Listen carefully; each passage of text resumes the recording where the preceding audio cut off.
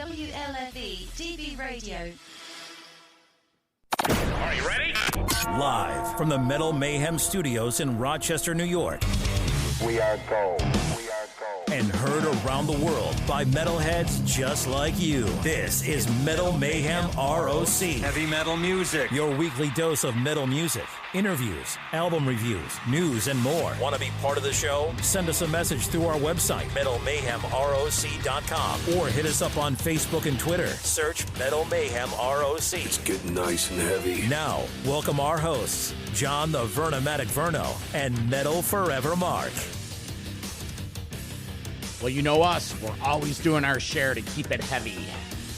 That's what we do here. Metal Mayhem ROC. I'm your host, John the Vernomatic Verno, and tonight we have an observance show. We're tipping our hat to the late Cliff Burton, original bass player of Metallica. This past Sunday, it was his 34th anniversary of the passing of Cliff in a tragic bus accident back in 1986. And we have an exclusive interview for you tonight.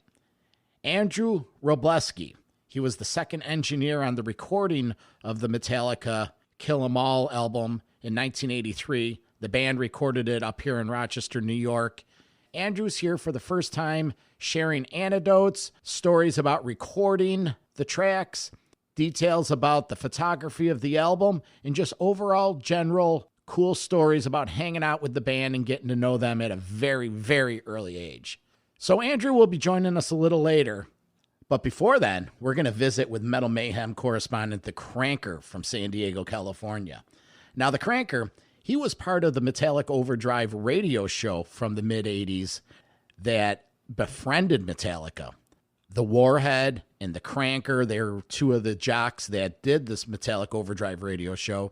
They became friends with Metallica, drove them around, showed them the sights of Rochester, hung out with them after hours. So the Cranker's going to give his insight as to his experience with the band and some follow-up as years passed. So we're tipping our hat to the late Cliff Burton. It's a treat to get to know Andrew Wroblewski, the engineer that did the album. Metal Forever Mark, my partner in Metal Crime, he's in the production studio putting together finishing touches on an exclusive interview with Sean Peck of Death Dealer. So he'll be back with us in the next couple weeks. But until then, you have tonight's show, the Cliff Burton Observance Show. I'm the Vernomatic. This is Metal Mayhem ROC, and I think I see the phone ringing. We got a light in the studio. Here it is, the Cranker from San Diego. We'll talk to you soon, folks. Oh boy, this is gonna be fun. I haven't made a crank call in years. Now, live from San Diego, California, Metal Mayhem ROC correspondent, The Cranker. I know time for cranks like you. The Cranker. Get ready for a review of a classic album or hear classic metal stories from back in the day. Time for The Cranker. For The Cranker. For The Cranker. For The Cranker. For The Cranker. For The Cranker, how you been, buddy? What's going on? Hanging loose, man. Just drinking a beer. Nice. Playing some Metallica. All right. Well, this week we're doing a little flashback episode. Sunday was the 34th observance of the passing of Cliff Burton. So we rounded up a few of the guys that had something to do with meeting Cliff, meeting the band back in the day when they spent a month or so in Rochester doing Kill 'Em All. And who better to contact than the Cranker? I was there. Yeah, well, what do you know, and what's your experience with the band? And feel free to start from the beginning and tell us what you feel you can tell us. Okay, I could go way back to the very beginning to the Kerrang tape trading days, and that's basically where it all started. Like, I had acquired the No Life Till Leather demo from one of the light men. His name was Patrick Scott. He was a light man for Metallica, and he had an ad in Kerrang, and I wrote to him, and he said, I got this killer band. Let me send you out the demo. And it was the No Life Till Leather demo, actually handwritten, the one that Lars did. And so I had the demo, and with that demo, there was a little card. It was called Metallica, and it was a power metal. It was a calling card, like a business card. Yeah. And it had a phone number on it. So I remember I was sitting around listening to the demo one day, And I said, what the hell? Let me give this phone number a call just for the hell of it. So I call the number. 2 or 3 rings go by. Guy answers, hello. And I say, hey, this is the Cranker, man, at the House of Metal. I said, I started asking questions about the demo. He goes, well, I'm Ron McGovney. I'm the bass player. So it was actually Ron McGovney's phone number on that calling card. So we started talking. He says, I'll tell you what, I'll send you a couple T-shirts, you know, since you're so into the band. He sent me some flyers. They did the Whiskey and the Troubadour back then. And then he sent me 2 Metallica Young Metal Attack T-shirts. It was just really cool of him to do that. That was basically the first person I ever really met Metallica was Ron McGovney over the telephone. Okay, So, and what year was this? This was 82? 1982, I got the demo. I would say probably in the fall, maybe. No, I actually got it in the summertime. I actually had it in 82. And I was cranking the demo, and I was turning it on to everybody in Rochester. And they had a little underground cult following in Rochester right from the very beginning, from that No Life to Leather demo. Mm-hmm. So me and Bob were, somehow we found out that they might be recording at Music America, right, Barrett Alley? Yep. So me and Bob, we go down to the studio, we knock on the door, they let us in, and we say, hey, is there a band here coming here called Metallica? And they go, well, yeah, you guys know that group? Me and Bob go, hell yeah. We've had the demo for like almost a year now. Yeah. And he goes, you actually know this group? And we go, yeah. We were talking to Chris and then the owner of the studio, I forget his name. What was his name again? Paul Curcio. Paul.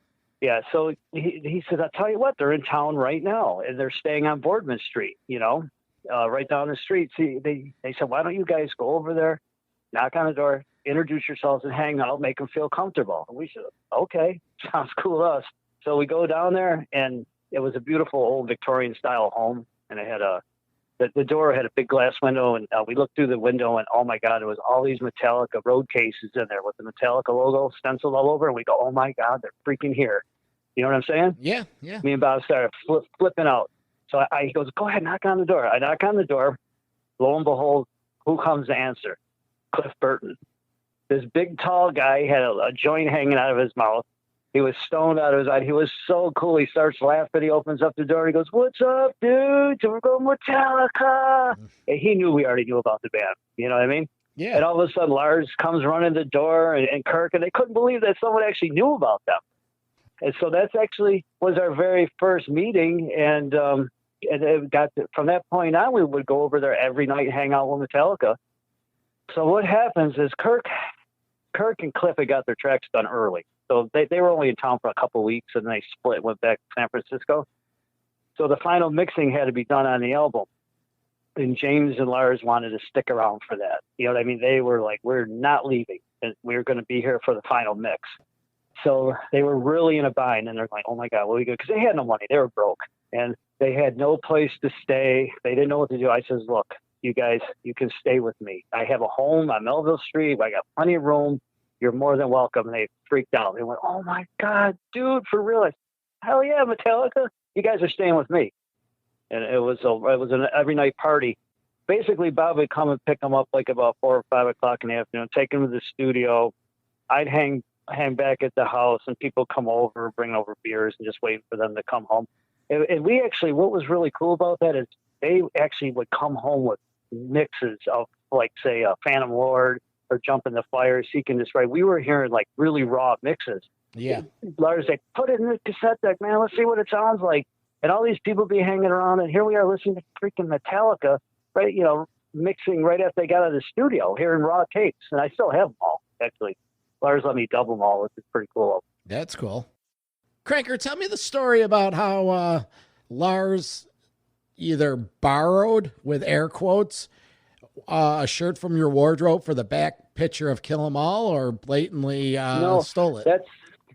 No. That's how that happened. Was they were getting ready to. I was there when that went down. They were getting ready to do a photo shoot, and Lars didn't have a shirt. And I think Bob, that was actually Bob's shirt, that striped one on Kill 'Em All. That's actually was Warhead's T-shirt. That was one shirt he used to wear around town quite a bit. He happened to have it on, and Bob just offered to him, said, here, just take this one. He just was in a bind and needed a shirt. Oh, Isn't that funny how that happens? Yeah. That's basically all it was. I'm telling you, these guys were, working with pennies back then. You understand what I'm saying? I remember Lars used to call his father a lot, and they'd have long conversations on the phone, and he was always trying to get his dad to wire money. He'd be talking to Johnny Z on the phone. We need money. We're broke. And they say, okay, we'll do what we can do. And they always, would get money, but it was just enough to live on back then. You know what I'm saying? This is all during the recording of Kill 'Em All. It was hard for them. So the band wraps up in June of '83, and they end up going on the Kill 'Em All for One tour with Raven. Couple questions. One, did you go see them at the Riverboat?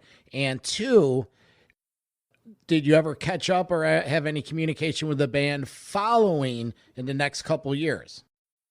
Oh, yes, a few times. I'll tell you the story. When they actually wrapped it up at Barrett Alley Music America, me and Bob drove them to the airport in Buffalo. So we took them to the airport in my car, dropped them off, and they were flying back down to New York just to get with Johnny Z, because the album was done. It was just a matter of another month or so, and it was going to be released. We kept in touch. Bob said one day, hey, man, Lars called. He wants us to come down to Queens, to Jamaica, Queens, where they're practicing with Merciful Fate. Anthrax was in the same room. Black Lace. You ever heard of the band Black Lace? They were in the... I haven't. They were just another metal band from New York. They were practicing in the same... It was a huge empty warehouse. It was just, where bands would practice. It was in the hood, in the middle of Jamaica, Queens, in a very, very rough neighborhood. My car almost got stolen. It was crazy. But yeah, we just went down there and hung out and got to hang out with Metallica and jammed, and I got to jam with them, and Lars and James got in a fight, like they always did, and I would have to be on the drums, and James pushed Lars, and he knocked over a cymbal, and it came flying and cut me right above my eye. It was a crazy night, man. Crazy. That was like summer of '83, maybe a month or so after they left Rochester. Yeah, it was like August. Yeah, somewhere around there. And then they came to the Riverboat. That were you there for that gig? No, I'm okay. I'm a little younger. Oh, okay. So we hooked up with them again at the Riverboat. And I remember they came to town at the War Memorial, and me and Bob went to meet them on the tour bus. But they were really good. They were big time. You know what I'm saying? There was no more just hanging out like we were buddies. Now you're dealing with 200 people hanging out the tour bus, and they all want to talk to James and Lars. You know what I'm saying? It was a totally different scene. Well, don't sell yourself short, because for that Master of Puppets show at the time, that's when I got into broadcasting. We had a chance to interview him and hang out with him that day.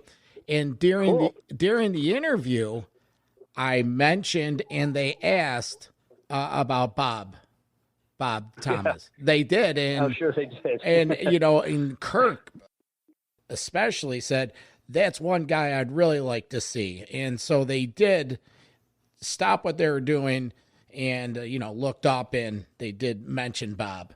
No disrespect to yourself, but, Oh, no, that's cool. I had hooked up with Metallica the last time, 2 times. I got a couple more stories if you want to hear them. But basically, I was in the Navy, and I got stationed in NAS Alameda, which is right there in, Oakland, San Francisco, right there in the Bay. So I used to go to a lot of gigs at the Stone, see all the, the thrash and speed metal bands and metal bands in San Francisco, the Bay Area. So one night I went to the Stone with a real good friend of mine, Aaron. We went to see, it was Megadeth and Death Angel, and I think it was Overkill. But anyways, back in those days, all the bands supported each other, so they would all hang out. And that's when, James was there, Lars was there, and Jason Newsted was there.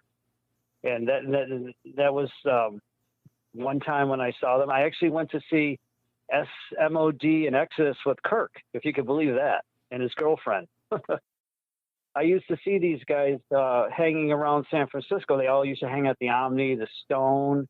They would be, just be hanging out at the Record Vault, and just kind of look up, hey, let's go see MOD, let's go see SOD. And I'm like, all right, cool. Sounds good to me.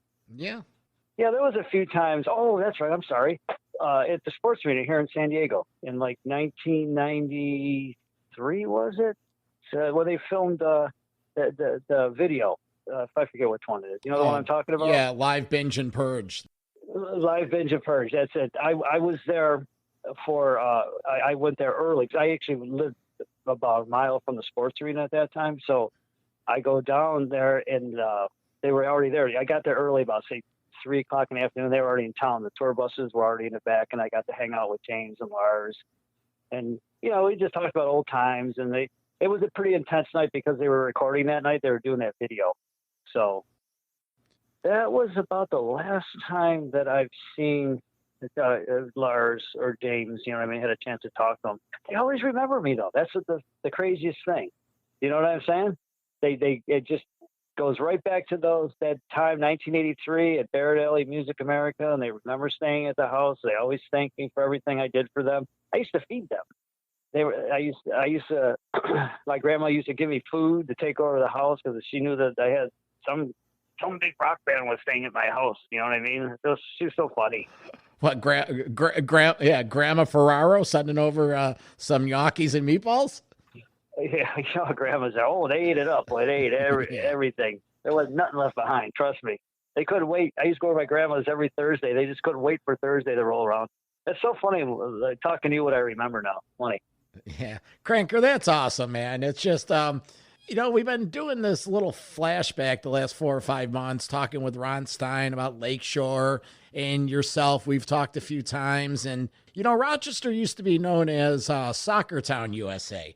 I think we should start a movement and rename it Metal Town, USA. A lot of great bands recorded at Music America. We had everybody coming up there at one point. I met T.T. Quick. I'm downtown one time on Chestnut Street, I think, waiting at the light, and there goes T.T. Quick walking across the street. You know what I'm saying? It was like crazy back then. The Rods recorded. Anthrax have been up here for some stuff. Everybody. We had everybody, all the killer bands. You just had to be in the kind of like the circle to know when these bands were in town. You know what I'm saying? I know what you're saying, man. That's awesome. And, you were there, and that's why we lean on you, Cranker, because, all due respect, you've been, like I said, collecting these tapes for years. It's a passion, and it bleeds through when we talk, when you post stuff, cool. And, that's what life's all about. So I hear you. I got tons of stories, man. Tons of arcade stories, Orange Monkey. It goes on and on and on. I spent 28 years of my life in Rochester. You know what I mean? It was a lot of fun. Upstate New York, it was a great place to grow up. All right, Cranker. Well, you enjoy the rest of the hours of your day off, and we'll be looking you up real soon. That's cool. I hope I was able to help you out a little bit, Burtomatic. You know what I mean? With some old school stories. I'm always willing to do it for you. It's no problem, bro. Of course. That's why we call on you, and that's why you're the Cranker. We'll talk soon, buddy. I'm here. I'll talk to you later, bro. All right. See ya. Okay. All right. Bye. This edition of Metal Mayhem ROC is brought to you by Mr. V's Street Style Vending and Special Events Catering. Visit our lunch cart in the Collegetown District at Strong Memorial Hospital, or hit up the late night weekend location at the corner of Monroe Avenue and South Goodman. Look us up at mrvsvending.com for catering, pricing, and availability. That's Mr. V's Street Style Vending and Special Events Catering. Now, back to Metal Mayhem ROC. The wisdom of the Cranker. Wow. That was some interesting stuff. Imagine being him and his buddies back in 83 and hanging out with Metallica like that. Good stuff, good stuff. So, like I mentioned at the top of the show, Andrew Wroblewski, he was the second engineer of the Kill 'Em All sessions. At the time, he was, I think, like 20, 21, young guy, about the same age as the band. He found himself in a unique situation, and he's here tonight to share all the details. I want to thank everyone for joining us again tonight. Again, Thursday nights, 8 p.m., all major platforms. If you want to follow us on any socials, it's real simple. Just search Metal Mayhem ROC. We'll talk to you soon, folks. WLFE DB Radio. Andrew, welcome to Metal Mayhem ROC. Hey, John. Glad to be here. Thank you so much. Of course. So it looks like you got a tale to tell. Why don't we get right to it? I'm born in Rochester, And I went to the Eastman School of Music, their audio engineering program. And after I graduated, my first job was at a studio called Barrett Alley Studios, which is right behind the Eastman School of Music. And it was in the basement of the old Rochester Club, which was a big Art Deco, huge nightclub in Rochester back in the days, the 30s and the 40s, before World War II hit. And then Barrett Alley was taken over by a gentleman by the name of Paul Curcio, and he changed the name to Music America. And Paul hailed from the West Coast and was a producer he produced most of the Doobie Brother albums. Didn't Curcio originally live in Rochester, went to the West Coast, and came back? Yep, he did. I think something fell flat out there, and he came back here. He said, this is where I'm from. This is where I was born. Came back here and got back involved in the music industry. Okay, so you hooked up with Curcio. How did you get in touch with Curcio and Music America? Well, the studio was in the basement of the old Rochester Club, and that was right behind the Eastman School of Music. And one day, during lunch break, I walked out back, and I walked in, and I said, I go to the Eastman. I'm going to be an audio engineer, and I want a job. And they said, great. When can you start? And I said, 6 months. And they said, why 6 months? I said, well, because I'm going to grab a backpack, and I'm going to backpack around Europe, and then when I come home, I'll be ready to work. And that's what we did. So, Andrew, if we were putting this on a timeline, this would be when? 1981, 1982? 82, yeah. Did you go to Europe, and did you have your gap 6 months, or what happened? Yeah, I went to Europe, backpacked for 6 months, came back home, and then walked back into the studio and said, I'm back, and let's go, Sounds like this is when the fun begins, so let me get my popcorn. Let's hear this. Yeah, well, this is where the fun begins. Yeah, because the first project that I got to work on was with this band from the West Coast. They had never recorded an album before. They're a bunch of little kids, and their name of their band was Metallica. Why did Metallica come to Rochester? Why did they use Music America? Was it a deal they struck with Curcio? Yeah, I think Johnny Z and Paul knew each other. And Paul, he as the owner, he was out there, making the phone calls and kind of drumming up some business, and said to Johnny, you can come up here, and we're just getting our feet underneath us as a studio. I'll make it worth your while. I'll cut you a deal, and then Johnny, Metallica came from the West Coast. They got rid of Dave Mustaine. They had Kurt Hammett come out to meet him in Jersey, in New York. Mm-hmm. And then they played a few gigs. They practiced. I know they practiced with Anthrax in some warehouse where they slept as well. And then they tooled up here at the beginning of May. I think it was like the first or second week of May of '83. And they landed in Rochester, and we put them up in a house that one of the guys in the studio owned as a rental property, and we put them up in this single family home off of Monroe Avenue. And that's where they spent the next 4 to 6 weeks. Was that the Boardman address? Yep. It was on Boardman Street. Yep. So the band comes up here second week of May, 1983. You put them up, and tell me about the production and how the recording process went. Well, the head engineer was a guy by the name of Chris Bubach. And Chris was classically trained musically, okay? Paul Curcio, the guy who owned the studio and got the producing credits on the album, he, had done a lot of work with the Doobie Brothers, so his music was a little bit different. And I was the only one in the studio that loved metal. Like, I always loved metal, right? From as old as I could remember myself, right? these guys came in, and I was like, this is going to be great. And everybody hated it, to be honest with you. Paul wasn't a big fan. Chris Bubach wasn't a big fan. And I'm not slamming these guys. It is what it is, right? They just didn't get it. And I said, these guys are going to be huge. And they're like, this, you can't even understand anything. It's too fast. And I go, no, that's the thing. That's the thing. This was a new process to them. They had no idea what's going on. This is a brand new studio. It was like, okay, what are we going to do? And they just set up and they started playing. Was there a production sheet? Did they, because the music they were recording was basically the No Life to Leather demo. They were just reproducing that. I'm just trying to understand if these gentlemen didn't have any idea, like in the metal, who was producing it? Was Curcio credited as the producer, or what, was he really producing the music, or was he just on paper the producer? On paper, he was the producer. He didn't really have anything to do with the production. I mean, Chris was the head engineer, and he didn't like things, and he was trying to record the guys in what he thought was the way it should be.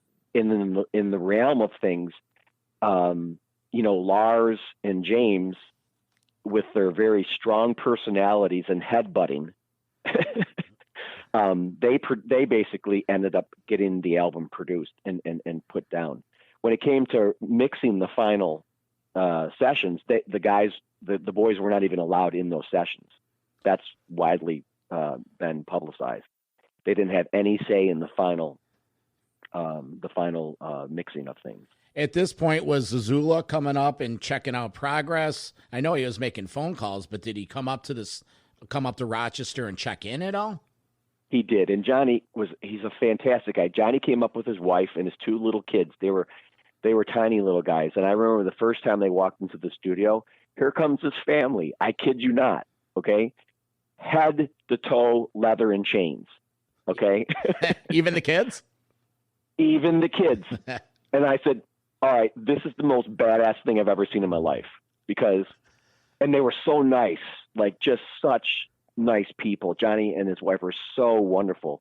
And they came up a couple of times that I remember. They came up more, but I know at least a couple of times. Now you mentioned Curcio, but you also mentioned the other engineer, Chris Bubach. That's the gentleman that went to Fredonia and worked with Carl Kennedy and the Rods on several projects. I was just going to talk about Carl Kennedy and David Feinstein and the Rods. Yep. Carl Kennedy was on Metal Mayhem ROC earlier in the summer, so he gave a perspective of this whole scenario from his point of view. That's why it all intertwines together.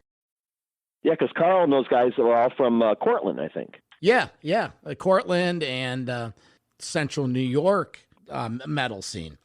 What we did actually in the spring, we started a celebration of the Rochester metal scene, and we did a 3-part series on the Lakeshore Record Exchange, Ron and Jackie Stein. Now, I have a picture. I wish I could find Ron, because I have a picture of Ron, because I took Metallica up to Lakeshore Record Exchange one afternoon, and I have a picture of Ron and Metallica in the store. And I'm the only person in the world that has this picture. I can tell you that. Well, we do have several photos from the Metallica at the Lakeshore on our website. Maybe some. Yeah, they made it. They ended up going back there again. Yep. Okay, so we have the band in the studio. They start the production start recording Kill 'Em All. How does the recording actually progress? There's been rumors that there were spirits in the drum room. Lars has been stated as saying cymbals started spinning for no reason at all. Is any of this true? Yep. So a little backstory here. You asked about like the production, how did they everything was out of a notebook that James had. James had this notebook with all his lyrics and ideas for things. And that was basically his Bible of their song catalog. And that's how they just went by how things were in this notebook. And I remember having conversations with those guys, and I told him that, you know, I had some experience in music and, you know, electronic music and stuff and what have you. And I remember asking him, I said, you know, what is the greatest hard rock album of all time? They said Led Zeppelin 1. And I said, you guys know the backstory to Led Zeppelin 1? And they said, no. And I said, well, it was recorded in an English mansion in the English countryside. You know, one of these things that you walk in and they have two giant, like, you know, sweeping spiral staircases made out of marble that meet up at the top. And I said, they actually recorded everything right there with their amps and that. And they were like, that's cool. That's raw. And I said, it's the rawest album of all time, you know, hard rock. That's where the conversations started with, like, let's do something different. So the studio's in the basement of this place called the Rochester Club. And on the next story up was the actual club itself. And they had the bathrooms, especially the men's room, was this absolutely gorgeous giant room, was all tile. And what we ended up doing, we ended up taking out all of the stalls in the bathroom and opened it up, and we put Lars's drum set in the men's room and ran all the mics and hundreds of feet of cable down to the studio. And what was the end game of putting it in the bathroom for acoustics?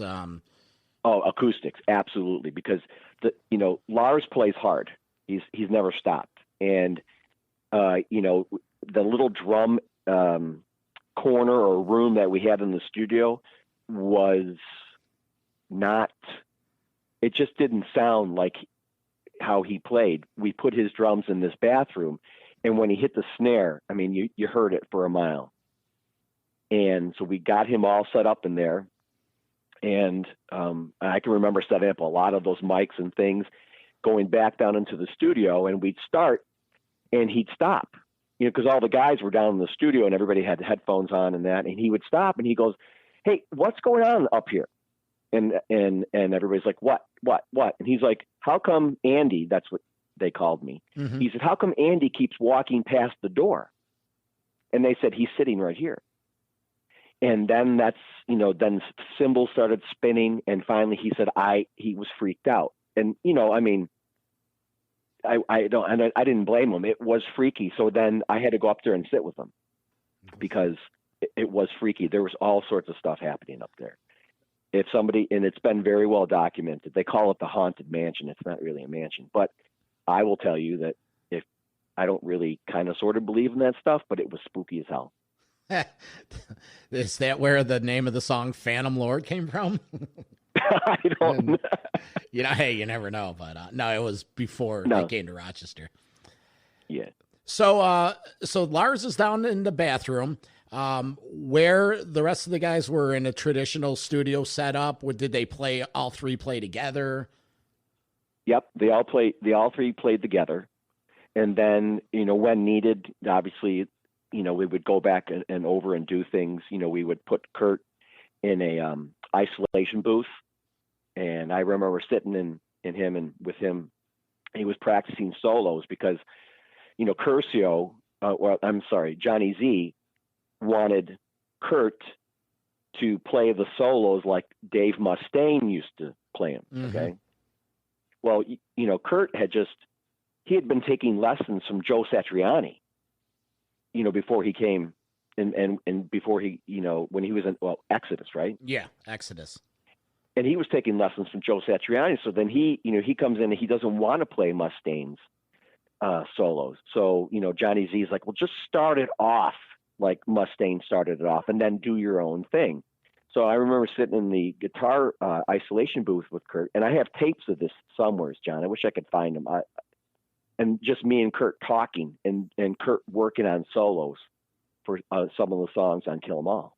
Do you remember what solos or what songs? No. Who was giving them the direction? How much input did you have, seeing that you had a history of being a heavy metal fan? Did they turn to you, thinking that, no disrespect to you, but you had a little more pull and you were like the metal guy? To a certain degree, yeah. I mean, you know, Chris didn't like metal. He was in pain this entire time recording this album. And I kept saying, no, Chris, that's good. James, Chris, when they started recording stuff, Chris was suppressing James's guitar. He was like throwing it towards the back more, and James was like, I can't, no, I mean, these guys, James and Lars have egos, that, right? Yeah. So, but that's what made them great. And James was like, no, I need more guitar. And so, it was like, Chris, it's got to be more, the music has to be in your face. This is, more, you have to put stuff more up front. And so we would record a song and then we'd put it on a cassette tape. And then the guys and I, the five of us, would pile into my 1976 Chevy Impala that I had parked in the alley. And we would play their songs in my Impala because Lars said, if it sounds good in the car, then it's good for us. Yeah. Because that's where everybody was going to be listening to the music. Mm-hmm. Yeah, I've heard that before, and that still holds true to today. I wish I still had the car. Yeah. Oh, you still have the car? No, I wish I did. Oh, wish you did. It actually got totaled being parked outside the studio. Somebody slammed into it and took off. And then that was the last anybody ever saw that car. So when you were recording the album, this is an engineering question, did you start with Hit the Lights and do Four Horsemen and go into sequence of the album, or how did the recording go? I'm not 1,000% certain. I doubt we went sequential. Yeah. As it shows up. No, I think that the guys got to pick. That was the final options that they had, was to pick the order of the songs. When they did Metal Militia, were you there when they had the guests come in to do the march at the end of the song? What was that all about? It was just people in the studio. The drum area was on just a slightly raised, like one step up in a corner. And we just took the drums out, and just people that were there. That's when they did the stomping of the feet. It was like on Seek and Destroy. When they go into the running, anyway, hiding. Yeah, you'll be dying 1,000 deaths, right? That's a chorus, and that's one of the songs like I sang on because I happened to be there, and they needed an extra voice to bulk up the back end. So it was a really low budget. A low budget album. I think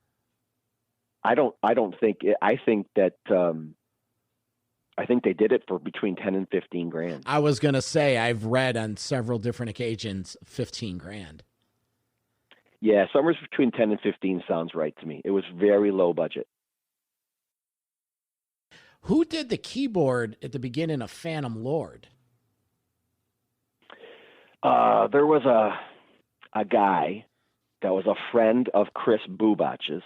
I can't remember the gentleman's name, but he played like piano bars around Rochester. You know the stereotypical guy that plays piano in a bar, and he has like a goblet on top of the piano for tips. Yeah. It was a guy like that. He's who did that. So, nothing more than just a little hum intro. Whose idea was to do that, to have a little intro on keyboards? Every decision when it came to the songs and stuff, it was all Metallica. It was either Lars or James. Kurt's personality, he was a little quieter, a little bit more calmer. Cliff had a personality that could fill a room, but when it came to decisions on what to do, it was either Lars or James. Mm-hmm. Well, at that point, Kurt was in the band for, 5 weeks, 6 weeks at the most. So, he's just getting his footing.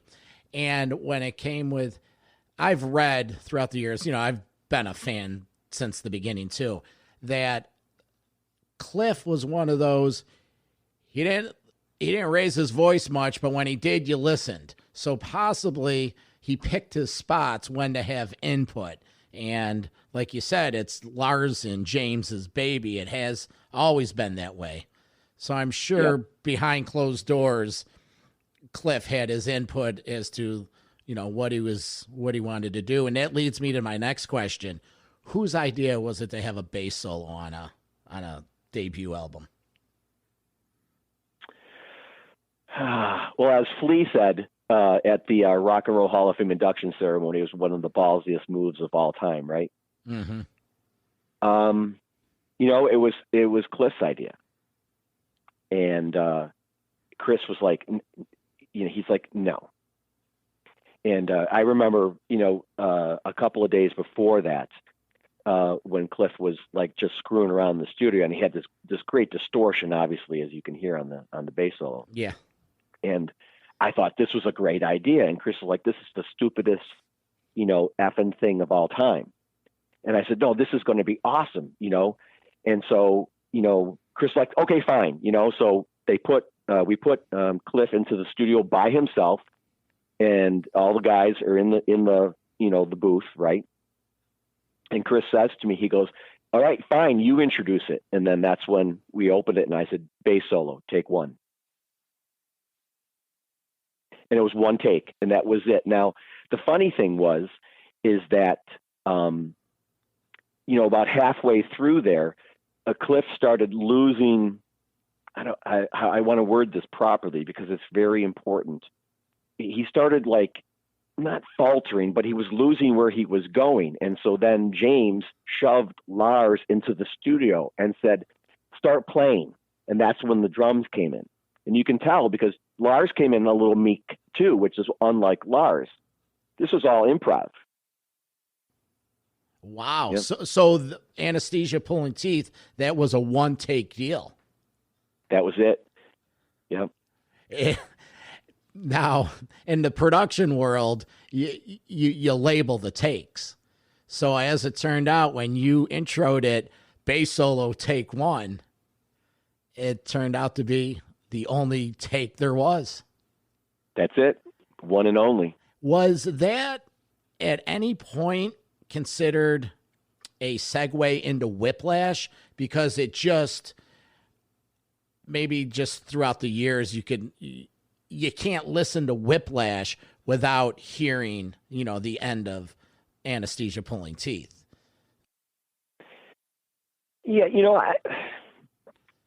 that's been, people have hypothesized about that over the years too. I don't know.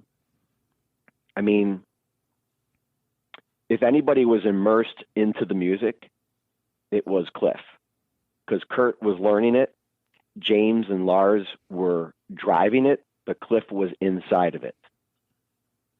Like Cliff, he lived and breathed the music. And he's, and it's so easy. When somebody passes away and everybody's like, oh, he was a really great guy, and the guy probably wasn't. Cliff Burton was a phenomenal guy. He was so fun. Every time he saw me, he'd always go, rage on, Andy man. He always used to call me Andy man. And it was always like, rage on, Andy man. And he was a lot of fun. How much time did you have to spend with these guys outside the studio? Well, I was usually the person who would pick them up from the house on Boardman and bring them to the studio. I took them to the first time they went to Lakeshore Record Exchange. I took them there. But the best part of spending time with these guys was one time Johnny Z was in town, and it was a Wednesday night. And, we kind of were wrapping up early because these guys slept in, because we would drink all night. And that's where the whole nickname Alcoholica came from, by the way. Oh, sure. Sure. And so we, Johnny's like, what's there to do? And I said, on Wednesday nights, I usually go to East Rochester because it's 25-cent beer night. Where, Peaches? And so I think it was called Miller's. It was right on Commercial Street on the main drag there. The main drag, I live in East Rochester, so the main drag of East Rochester used to go to Miller's on Wednesday night for quarter drafts. Yeah, and I forgot, it turned into another restaurant, but when you walked in, you could go up the bar was right there, but then you could go up or you could go down. And so Johnny Z said, here's $100. He gave me $100 bill. He goes, go have some fun. We piled into my Chevy Impala and we went to Miller's, and a few of my buddies from Penfield were there. And I gave the bartender the 100 and I said, don't stop. And we had a couple of beers. Wow. That's awesome, man. That is awesome. So here, no, you know what's awesome, John, is that I drove home, got them back home safely. You know, I was thinking that I didn't want to show our age, but that was back when, you know, the cop made sure you got home. Yeah. So you spent a lot of time with the guys. They, like you said, a lot of the recording happened between 6 p.m. to midnight, or did they go even later? Well, no, they would usually sleep in late. So, you know, I doubt there were too many times they got there before noon. So most of it happened, you know, between noon and midnight. You know, it was just a couple of times when I was working. You know, the studio atmosphere was it was kind of like a revolving door. You know, there was people coming in and out all the time, you know. And I wasn't with them all 100% of the time. Well, part of what we're doing here is we're celebrating Cliff Burton, as 34 years ago, this past weekend, he passed away. Were there any other situations that you can recall with Cliff that you had some kind of kinship, a bonding? You mentioned it. He called you Andy, man. Can you share any other stories? No, you know, not anything specific. It's been a while. Yeah. Obviously, but he was just a very, very upbeat, genuine, warming, open guy. You know, Lars and James, you know, James was kind of a tougher personality, you know, and he's a taller, bigger guy, right? Mm-hmm. You know, and Lars has a really decent ego, and Lars likes to get and those guys would butt heads, and Cliff would be like, all right, you know, that's it. Like, you know, and he'd sometimes be more of a mediator when Kurt would just sit off to the side and just, you know, roll his eye. But, you know, Cliff was amazing. He just, when he walked into a room, you know, the energy changed, and it was always positive. It was always up. It bothered me a lot, you know, after that, when he passed away in that bus crash. It just really hit me hard. I'd say there's two deaths in music that really hit me hard, and Cliff's was one of them. The other one was when Neil Peart died, the drummer for Rush. Yeah, that's what. And, you know, those are 2 days I cried, because they were people that I really admired, and, you know, they were good folk. But, yeah, Cliff was a great guy. How much interaction did you have socially with Lars? You know, we talked a few times. I played him some of the stuff that I had created in college. I went to Miami of Ohio, and I went through their electronic music program, and you and I were talking earlier about razor blade tape back in the day when we were using. And so one of the things that I played for Lars was I took some sounds of babies crying and frogs peeping in a swamp, and I cut that up and I turned it into a big bell ringing, you know, exactly like the beginning of For Whom the Bell Tolls. And he goes, that's kind of cool. And I said, well, check this out. I said, and so I did this thing, and it sounded like helicopters coming in during the war, kind of like the beginning of One, right? Mm-hmm.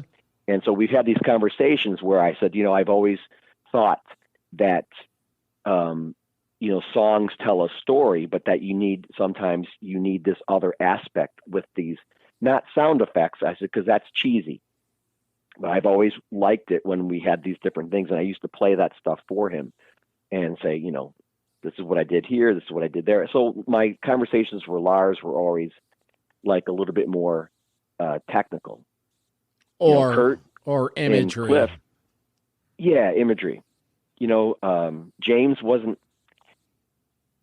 James, he wasn't much of a talker unless, it had something to do directly with him. And, Kirk was shy, but, when he got to sit and talk to him by himself, especially those times I spent with him in the isolation booth, he's just a really good guy. And, as Cliff. So you mentioned from the beginning that you said to Paul Curcio and Chris that, hey, these guys, they have it and they're going to be huge. Two-part question. One, even though you're a young metalhead at the time, what led you to have that belief? And when through all this did Curcio and Chris, did they ever say to you, you may be onto something here, and or these guys, even though they're not metalheads or metal fans, the brass understood that these guys were a cut above? Yeah, I don't think I ever got any, Paul wasn't going to ever admit to anybody, anything. And Chris hated it all, right? I just told him, I said, I remember hearing a demo tape from Def Leppard, when they were recording their first album. And I said, these guys are going to be huge. I love this stuff. It's not really heavy. But that first Def Leppard album was really hard. It was good. It hadn't been overproduced by Mutt Lange yet and all that stuff, right? On Through the Night. I heard Metallica. Yeah. And when I heard the Metallica stuff, I always used to tell people, you have to be able to feel the testosterone down where it counts. You know what I'm saying? You got to feel it. And, I loved Motorhead, and, I was always a metalhead. And when I heard this, I was like, these guys, this is just I have not heard this before. So many people had thrown them into the category of punk and all this other stuff. I said, no. This is good. This is fast, but it's good. And I don't have any real definition of to why I thought that. It was just just things, they strike you and you go, this is going to be good, or this is not going to be good. So the first time you ever heard Metallica was when you started the album. Did you hear? Yep. You didn't hear anything from the No Life to Leather demo? Nope. I had never heard that demo. That was the one that they kept making, cassette copies of, and just handing it out, on the West Coast and stuff to gain some popularity. But I had not heard any of that. I heard them when they got into the studio, and that was my jam. There were other bands that came to the studio, the Rods.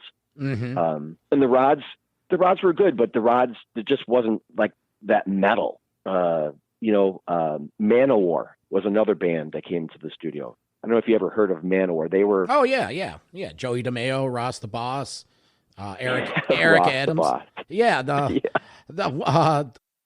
Nice. Yeah. No, I grew up on Hail to England and Battle Hymns, and I've been a metalhead since fourth grade, jamming Kiss Alive 1. There you go. So who else in Rochester? I'm curious. What other bands? I heard Anthrax made it up here for some pre-production for Spreading the Disease. Yep, they came in right after Metallica. Yep. They were with Megaforce and Johnny Z. And when Metallica left town, Anthrax came in, and, I remember talking to Scott Ian and the other guys, and they did some pre-production stuff because they had been practicing down in New York, with Metallica in the warehouse prior to Metallica coming up here and recording. Well, the story behind that, I listened to the Johnny Z book, the new book that came out last year. When he brought Metallica in to the East Coast, the band stayed with him for about a week and a half, and finally they had to go. He loved the guys, but they just had to go because they drank everything, they ate everything, they're up the opposite hours that his family was, so he moved them into Anthrax's warehouse rehearsal space. And they lived there, but the thing was, Anthrax lived in New York, so they went home at night. And so you've probably heard the story too. But that's the connection they have. And yeah, they're blood brothers. It's unfortunately, it's, I say this with all due respect, it's only fitting that Anthrax was with them when they were touring the fall of '86 when the tragic accident happened with Cliff. You know? Yeah. Where were you? They were friends. Yeah, yeah. Where were you when that happened? When you found out? I was at the very first house I ever owned was between Blossom and Humboldt, in the city. Mm-hmm. And I lived by myself. And I remember being home and finding out, and because I bought that house in '84, the year after Metallica recorded Kill 'Em All. And just one of those things. It's funny you asked me that, because I'm thinking back now. I was probably in the kitchen doing something and had something going on, had the radio on, and it must have come on the radio. Fall of 1986, I was going to school and living in Metro Toronto. Actually, the name of my apartment building was the Maples, and it was on the same building as Maple Leaf Gardens. And I was going to Trebas Institute of Recording Arts, and I was doing what I was doing, and across the street was a record store called Rock and Roll Heaven. And we used, the skinheads would be in there, metal dudes. It was, a bowl of everyone would go there. And I remember walking in there, and that's how I found out. The guy, the owner, whoever said, did you hear? And he told me, and me and Cheech, my roommate and my buddy that I did the metal show with, and we just stopped. Because 6 months earlier, we interviewed the band. We drove Kirk to the House of Guitars and Nicky's News after the interview. James and Cliff were doing a in-store at the house. We met up there. We met everyone. They gave us laminates, hooked up after the show. I mean, that was my experience, my one day. That's awesome. With Metallica. And, I have my experience with them, but I've been a fan since Kill 'Em All. Buddy of mine, his dad had a store right near the studio when they're recording Kill 'Em All, and he met them, and, we were into metal, and we didn't know who they were. And they said, wait 6 months, and the album will be, actually, it wasn't 6 months. It was 2-3 months later. Kill 'Em All came out. We all got it, because we were the generation of Kill 'Em All, Slayer, Anthrax. That was us. And so, wow, Andrew, that's fantastic. It's, did you ever keep in touch or ever run into them again, or that was it? No, I they got big fast. And then, once I tried to get a hold of them when they were inducted into the Hall of Fame, but couldn't get past the management company down in New York. But, I had my moments. I had my times. I've got a ton of pictures of us, and it was all good times. And still wish I had that Chevy Impala that we used to listen to the tunes in after we finished recording. Now, you mentioned earlier tapes. Do you have any tapes? Any early demos? The only tapes. Well, a lot. You couldn't really. You couldn't take stuff out of the studio, right? Yeah. But the only tapes I have were me and Kurt sitting in the isolation booth and talking about different things about the solos that he was trying to put together for various songs. We did that, I think, 2 or 3 times.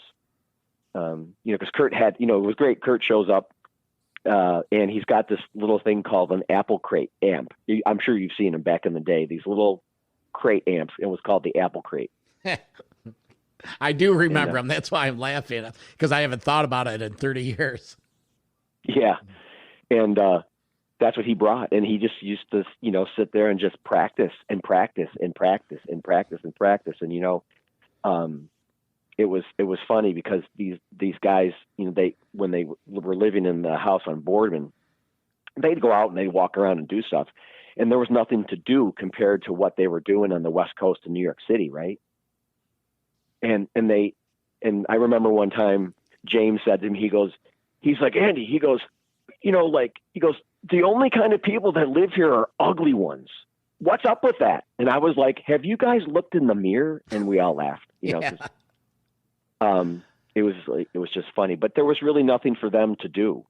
And that's why the sessions lasted. So it was such a short thing. It was 17 days, start to finish. And in modern times, during that time, the interesting thing that during that time that Metallica took 17 days to record Kill 'Em All, Fleetwood Mac was spending $1 million just on the drum sounds for Tusk. And because Mick Fleetwood is a freak when it comes to details.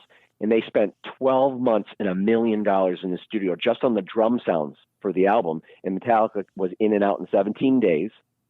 And then it was June, July, it was 90 days later, the album had been pressed and was released and out for the public to enjoy. It was a very, very fast thing, but that worked. They had to concentrate when they came to Rochester. They played every day. They took a day off, I think once, but it was every afternoon and night to get it done. Did you go to the Riverboat show when they came in August with Raven? No. Nope. Why not?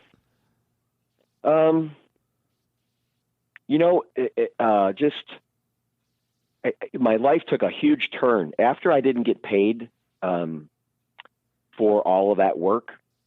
I left the studio and I took a job and I started making money and I started buying and rehabbing real estate. And then I met my wife and life just took a crazy turn. And I never really picked up anything in the audio engineering field again because, one, I think that I'd probably be dead if I had stayed in the industry with more of an addictive personality that I have, to be blunt and honest. Mm-hmm.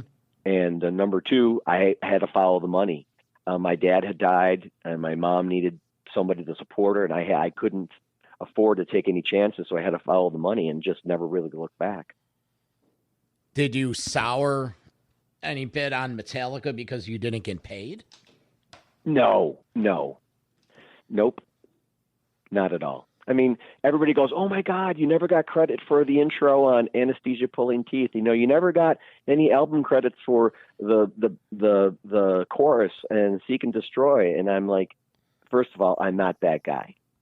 I don't need that. I've never, John, this is the first time I ever talked about this stuff with anybody publicly because I lived that experience. I had those experiences with those guys that I shared with you, and that's worth everything. Nobody can ever take that away from me. I agree. That's exactly what I was thinking when I asked the question. Yeah, sure, you could have gotten paid, but that would have been nice. But if you didn't have, there's one person on this earth that could say, that's me, that says bass solo take one. Andrew, this gives me a chance. I'm going to invite you to do a segment we call on Metal Mayhem ROC, Mount Rushmore of Metal. Many have tried, most have failed, only a few survived. This is the Mount Rushmore of Metal. This is a little segment we have fun with where we ask our guests, give us their top four. If you can you give us your top four Metallica moments that you had while you were engineering the 1983 Kill 'Em All debut album? Number one, doing the intro to Anesthesia Pulling Teeth. Number two, sitting with Lars with his drums in the bathroom of the second story of the Rochester Club because it was haunted. Number three, sitting in the guitar isolation booth with Kurt Hammett and talking out different guitar solos for some songs on Kill 'Em All. And number four, taking him to East Rochester on a Wednesday night for 25-cent beers. That's just fantastic, dude. That's that's excellent. It compensates the fact that you didn't get paid for it, but you got yourself a lifetime of stories and experience. Now you're sharing some other stories while you're at the Rochester Plaza. Who else did you meet there? Any other rock and roll confessions? Any cool? I think that's just amazing. Geddy Lee invited you in. What era was that of Geddy? Of Rush? What was that, like Presto? That era? Yeah. Yep. It was in that. It was what, 80? Let me think here. It had to be 84. It had to be 84. So yeah. I had a really good conversation with a gentleman by the name of Mike Cotton. Mike Cotton played keyboards for the Tubes. You remember the Tubes, right? Oh yeah, I remember the MTV White Punks video. on Dope. Yep. I remember the Tubes where they're breaking the TV in the video. Yep.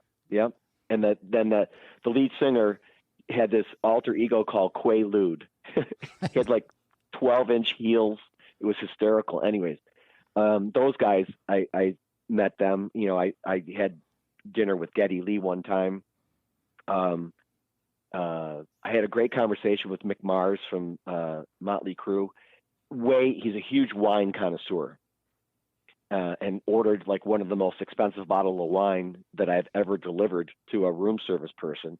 So he was talking about wine and all this stuff, and I just remember how how calm and sedate this guy was, but here was this persona on stage, and he didn't really move around a lot because his back was so bad. Yeah, he was the Crew was, they owned it, for a long time, but calm as calm could be, these guys. Here's a fun fact. Last year we had the band Last in Line on the show, and we asked Vivian Campbell to share one of his rock and roll confessions. And he shared when he was in Rochester, when he was playing guitar for Whitesnake, and Whitesnake was opening up for Motley Crue. This had to be, I think, 1987, the Girls, Girls, Girls tour, the Whitesnake album, when both bands were, bigger than big. He said that Nikki Sixx and Tommy Lee took him out for his birthday in Rochester because it was his birthday that night. They got him so hammered that the next day, that was the most drunk he's ever been, he claims, in his life. It was, that crazy. But he shared it with us because it was right here in Rochester, and it was at the Rochester Plaza. And who knows, you may have been 5 feet from him. It's funny how the 6 degrees of Metal Mayhem affects everyone. Yeah, it is funny, isn't it? Well, Andrew, I want to thank you for stopping in today and sharing these lifelong experiences that you have with the Metallica guys for Kill 'Em All. Is there anything else you want to share with us before we get going? No, John, I appreciate you having me. No, I think I've emptied my head of its limited capacity of what I can remember. I'll have to go now. You got me curious. I have to dig through some boxes and see if I can find some of those tapes of Kurt from the isolation booth, and I'm going to look at some more pictures tonight and see if I can maybe jog my memory. Like I said, it was a long time ago, and I'm getting older every day.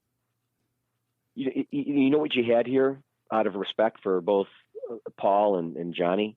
What's that? Is you had two guys that were pushing the envelope. They didn't have the money to do the things they wanted to do, and they were trying to get it done. Yeah. And they were sitting there, and they were like, for instance, I'll give you an example. Before I got involved in recording, to make money for school, I was gotten involved in modeling. And I had a friend who was a photographer over in Village Gate. It's now called Village Gate, over on North Goodman. Yeah. The guy's name was Gary Hurd, and he was a phenomenal photographer, especially black and white. And Curcio says to me, do you know any photographers? Because we need some album artwork for this album with these Metallica kids. I said, yeah, my buddy Gary. So I remember, calling up Gary. I said, hey, and so, Gary's like, yeah. He goes, do you know this Curcio guy? I said, yeah. And Gary's like, fine, I'll invoice him. So I remember taking Metallica up to Gary's studio, and that's where that awesome raw black and white photo came from the back of the album. Also, Gary did the anvil on the front with the blood. Uh-huh. That's all Gary. Gary did all of that. Really? Because he invoiced Paul and never got paid. Yeah. Well, this has been very helpful for me because you filled in a lot of gaps for stuff that I've always wanted to know. What, and is there anything else? Because maybe I know more than you even can imagine. Maybe, I don't know. I mean, well, I didn't even think about talking about the artwork on the album until I just thought of it. That Gary did the front cover with the blood, and that that all came about at the studio with those guys just talking to Gary about what they wanted to do. So and Gary came up with some ideas, and he goes, "Well, this is what we can do. We can get some fake blood, and we'll do this, and it'll be like a real kind of darkish kind of tone to it, and then I want to do black and white, a black and white portrait of you guys and put it on the back." And this was after Megaforce vetoed the original metal up your ass idea of the knife coming through the toilet. Yep, that was shot down pretty early. Do you know how they came about it being called Kill 'Em All? Not exactly. James was the lyricist, and so that stuff, I'll bet you a buck that idea came from him. I don't know for certain, but I'll bet you, because James, again, it was his lyrics. He changed things. He wanted things to say a certain thing, and I've never heard anywheres who actually out of those guys are going to take credit for the naming of that album. Cliff, but I'll bet you it was James. Cliff. Huh? When he found out that the brass at the record company said no go, he's like, kill 'em all. I did not know that. Yeah. So that's why they had that there's that garage, not a garage, but it's more of an underground album called Cliff 'Em All. Yeah, well, Cliff 'Em All was the VHS that came out after Cliff died. Yep. I'm not sure if it was, I think it was a take on Kill 'Em All, but it wasn't called Cliff 'Em All because allegedly Cliff came up with the title Cliff 'Em All or Kill 'Em All. But I've heard that on many occasions that Cliff 'Em All or Kill 'Em All came from Cliff. And when they found, like I said, when they found out the brass vetoed metal up your ass, in Cliff fashion said, kill 'em all. And Lars or who the powers that be, and it just came about. So, so here's another little angle that the little metal town that could. Rochester used to be called Soccer Town, USA, but we're up here at Metal Mayhem ROC. We're starting a movement to rename it Metal Town, USA, because I think so. There's so much history here. Here's a side note, not to interrupt you, but in 1979, Van Halen came on their Van Halen 2 tour, and they shot 3 live videos that are on YouTube for Dance the Night Away, and 2 other tracks from Van Halen 2. And it's right here in Rochester. And if you go on YouTube and search it, the video starts where the band pulls up to the back of the War Memorial. They get out of the limo. All 4 guys walk in. They're backstage in the little green room. They're cracking beers, and then they go on stage. And they were shot right here. Bands have Judas Priest as recently as I think it was 2012 or 2013 was here for a week rehearsing before the start of their tour. It's just. There's just the connection. It's the town, and we're really proud of what's been going on, and it's great. And it's it's people like you that have at the right place at the right time. But you took Andrew, you took advantage of the situation. You had an opportunity, and you wanted to get into engineering. You walked in there and you made it happen. Some call it lucky because it was Metallica, but hey, the good ones, sometimes luck is all you need. Yeah, the old saying, the harder you work, the luckier you get. And I had never had anything handed to me in my life. I my parents didn't have any money. Anything I ever wanted, I had to go out there and get it. And I, carried that on throughout my life. And, in retrospect, I guess I'm glad I had it hard early on because, it teaches you the fight for stuff. So. And are you still up to date on metal? You get into some new stuff, or are you just like what you like and you're just enjoying your 50s? I'm enjoying my 50s for a couple more months, John. I like what I like. I haven't really gotten into anything. The only new music that I've listened to recently was a band that started off as a Rush tribute band and now has gone out on their own, and the musicality is amazing. They're called Why Not. Wow. A little takeoff on the YYZ. Yeah. But yeah, check them out. It's Why Not, Not. It's all one word. And they're amazing. But, metal, when I'm cycling, I'm going to throw on some Metallica and just let it play. And I haven't really spent a lot of time looking for new stuff. But it's funny, some of the old stuff that crops up, like I had a friend from high school, and he had a cousin, and his cousin's name, I'll be really phenomenally interested if you know who this is. The guy's name is Mike Marconi, and he was Alice Cooper's guitar player for a while, and he left Cooper, and he formed a band called $1 Billion Babies. Do you remember them? No, but... From Rochester.